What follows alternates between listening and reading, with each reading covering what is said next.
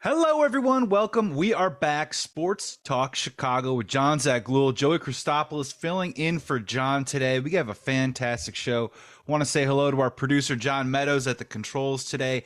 And we want to also thank our fantastic affiliates who are broadcasting this across the radio airwaves all throughout the state of Illinois, like 98.3 The Life, WKAN, 105.5 The Ticket, ACTV, JED TV, WJOB, Cities 92.9, Talk FM, and our newest one, 101.1 Peoria Sports Radio.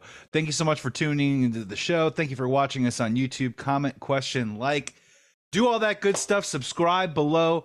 Great show again, like we said. Mike North coming up in just a moment. Want to get a little intro in here today, talk about some of the Bears news and notes that's been going on this week. Not a lot of talk from the quarterback position. The combine is over. We all get a chance to exhale a little bit. We all get a chance to say, wow, Caleb Williams aced the combine, while also right around the corner, I'm sure, as we saw with the Ryan Leaf interview the other day with Dan Patrick, that obviously people critical of Caleb Williams is now going to be the pendulum swinging the other way. So all I have to say to Bears fans on that is keep your head on a swivel. We thought Justin Fields might be traded this week. We are taping this on a Wednesday night. This is airing on a Thursday. Who knows what happens in the next couple of days? I don't see it happening for the next week or so, as it seems that teams are going to be looking at what they can possibly do to inquire about Kirk Cousins' services before they inquire about Justin Fields' services. Kirk Cousins, look, established player, 4,000-yard seasons.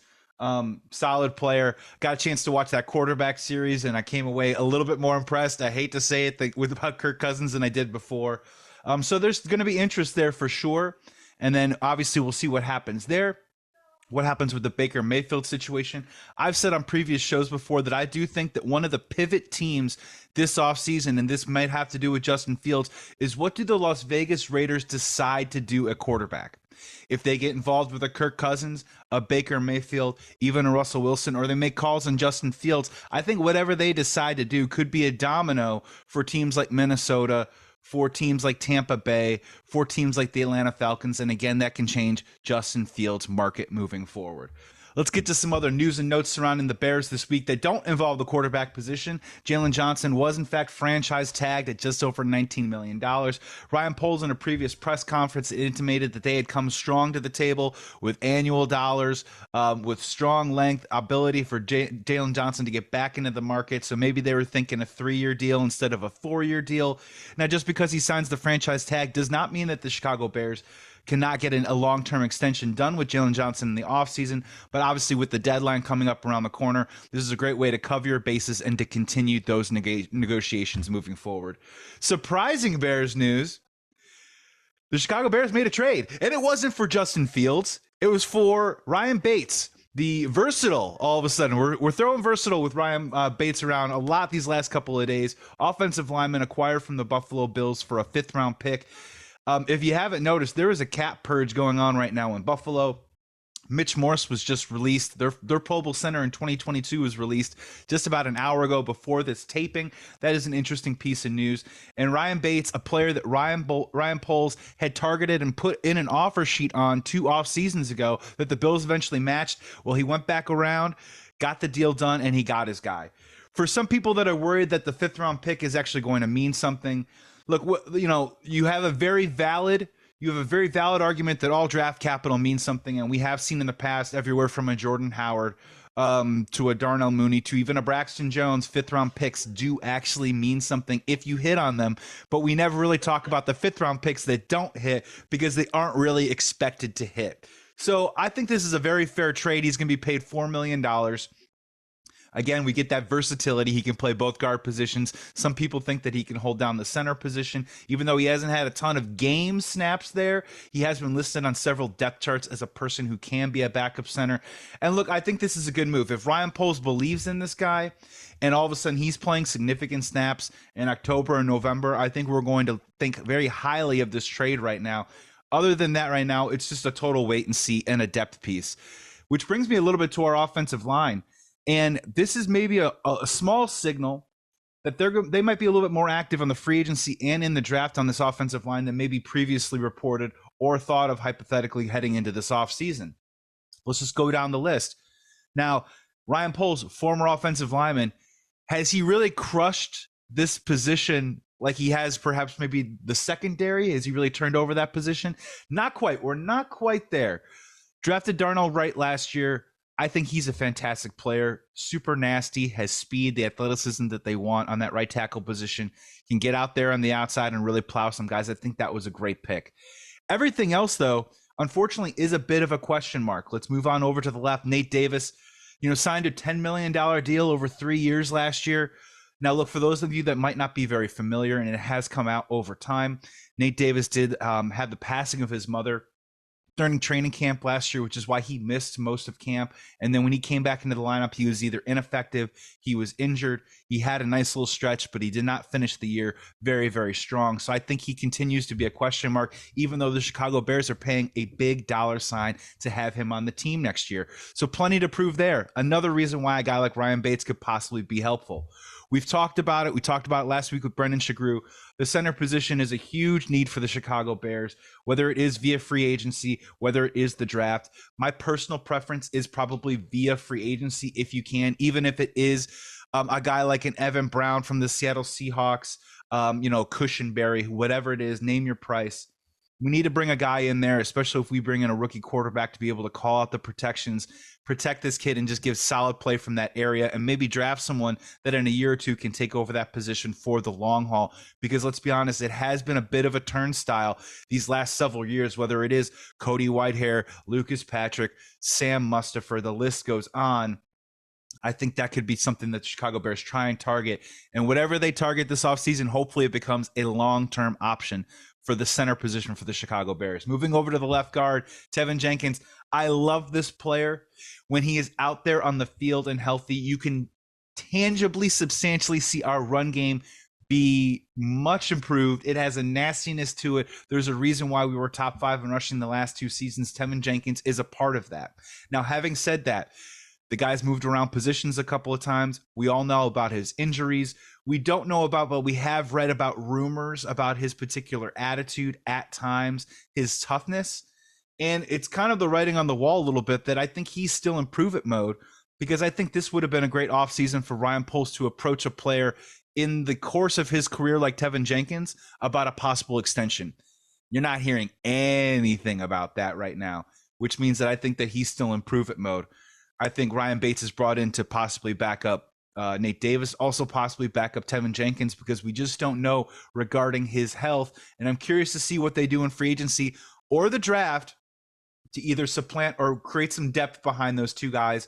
And then the final one is Braxton Jones, who, look, I think the organization has a lot of currency and equity invested into Braxton Jones because he was that 5th round pick, because he worked his tail off in his first training camp to earn the starting role, because he then played every single snap as a rookie, came back a little bit stronger, had a neck injury. Look, some injuries you can't really avoid any injury. Let's be honest here, guys. And the neck injury was a tough one, and it was serious enough to put him on the shelf long enough, but he came back, finish the season. Can he continue to get stronger? That is a big one for former Bears defensive end Corey Wooten, my co-host for Believe in Bears.